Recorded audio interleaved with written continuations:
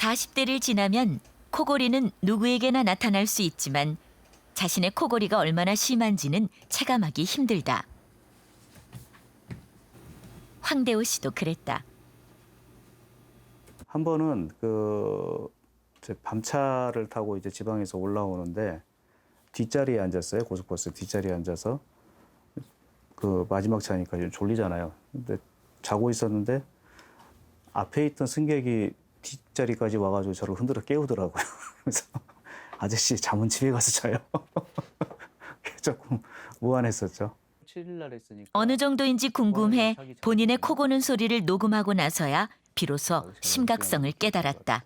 문서 파일 들어보게 되면 숨이 막히는 것도 나와요. 그러다 한참 있다 푹 하고.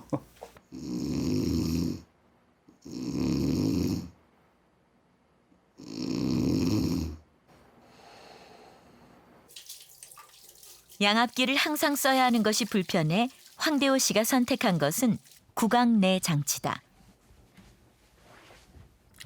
잘 때 치아 교정기처럼 생긴 이것을 착용하면 된다. 보관도 쉽고 착용도 간단하다.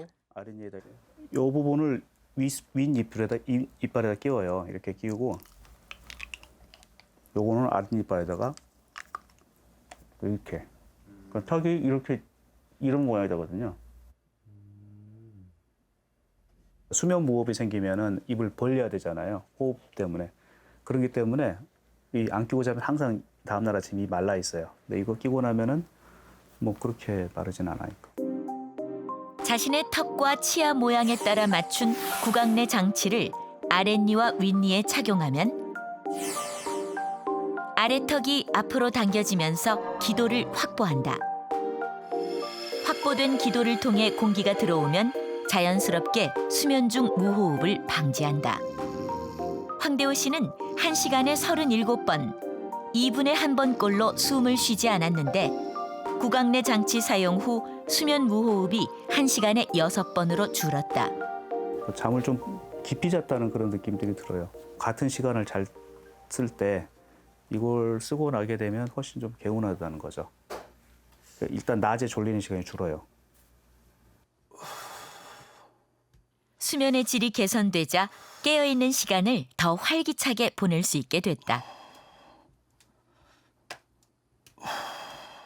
양압기에 또 적응이 어려울 때는 구강내 장치가 또 다른 대안이 될 수 있습니다. 저희 연구 결과도 보면 최소한 경미하거나 중간 단계 수면 무호흡증 환자들의 경우는 한 60%에서 70%까지 정상화되는데 심한 경우에 심한 무호흡증 환자들에서도 50% 이상은 증상이 개선이 돼요.